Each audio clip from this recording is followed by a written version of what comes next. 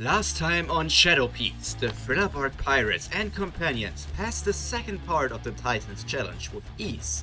Then, even before they could step on land, they got greeted by an arrow straight at their heads. Absalom barely managed to dodge that attack, and Hyrodine explained who the attacker was. With a quick sprint and scrape wounds over his entire body, Absalom made it to the position of the giant hunter. Haunting words have already been thrown out, and a battle between the Dark Messiah Absalom and the member of the Einherjar, Ulrich, is officially about to begin.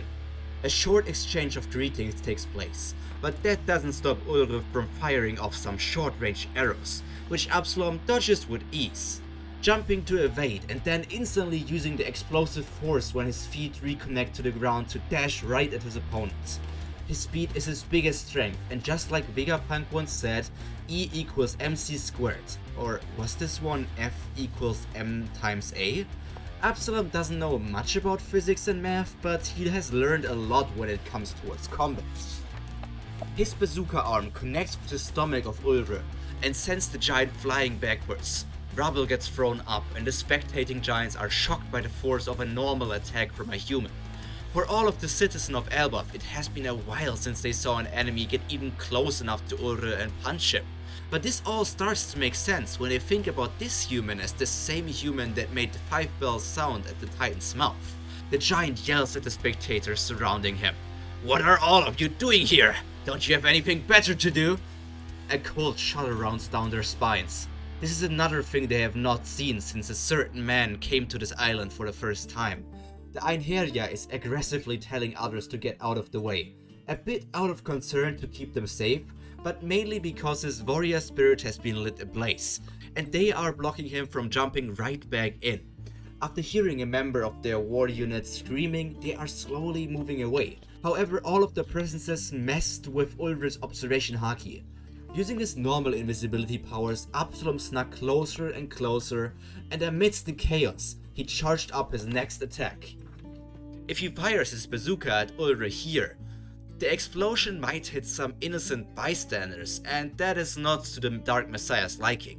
A big leap brings him above the opponent, and with a bazooka shot in the air, he speeds up his descent even faster.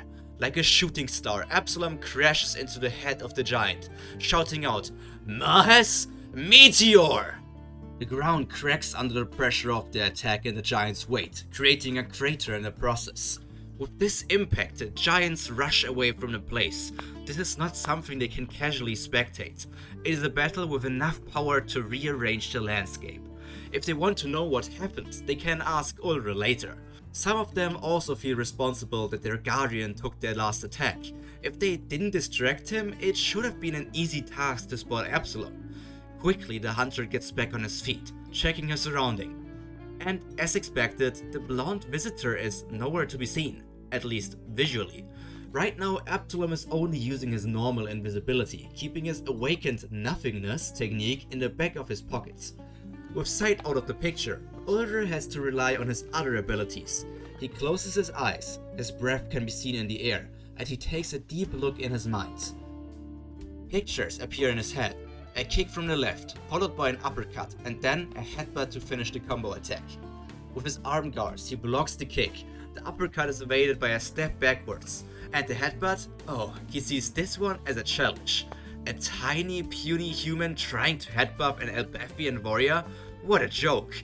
Both of their heads turn black with armament haki, and the clash begins. The nearby trees get uprooted by the wind created by the respective attacks. A headbutt is a very dangerous weapon. It can be used as a finisher. However, it can also backfire very badly for the user. You might think a giant should easily win in a headbutt duel, just because of their way bigger heads, but Absalom makes up for his lack of size with pure power and his slightly superior armament haki. After a clash, the Lion Man's head feels cold. Both fighters feel blood running down their foreheads. A bit of distance gets built up between them, enough for Ulrich to fire off 5 more arrows that scrape Absalom once more. Damage keeps stacking up. None of the giant's attacks have been direct hits so far, but dozens of them have scratched his body and made him bleed. If this continues, things might take a turn for the worse rather quickly. He has to act fast. Getting low on all fours, covering his body in his best armament haki and receiving the arrows head on. You could say that Absalom has entered his beast mode. The hail of arrows is not stopping, and even with his eyes closed, Oliver has perfect aim, that is until another vision appears in his head. Absalom is already invisible, but according to what the giant saw in his head, he is going to disappear in a mere moment. Should I? He whispers to himself, thinking about something, but everything went by too fast. 1 second it was just in his head, and not even a second later he feels Absalom's fist and bazooka on his face, hearing the Messiah's enchanting voice screaming, "Dark Atomic Dash!" All it took was 2 millionth of a second for Absalom to cross 100 meters, surpassing his top speed once again. For all of you physics lovers, this attack has 120,000 terajoules of energy, or 120 quadrillion newtons of force. This is equal to 28,680 kilotons of TNT. For comparison, the nuclear bomb on Hiroshima was 15,000 kilotons, and all that force is in Absalom's fist and bazooka, destroying the giant's face. The 15,000 kilotons of TNT were so devastating that it destroyed an entire city of 907 square kilometers, and this attack basically doubles this amount. If you think I went overboard on this attack, and it isn't One Piece anymore, just let me remember you that Onigashima is like 4 times the size of Hiroshima, and Luffy basically destroyed this island with ease once he entered Gear 5. So even right now, Absalom is only a fraction of the Sun God. Now back to Elbaf and seeing the results of Absalom's cataclysmic technique.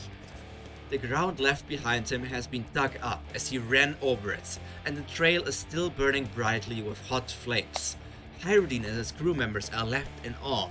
This had to be even more powerful than the attack Absalom did on the gate.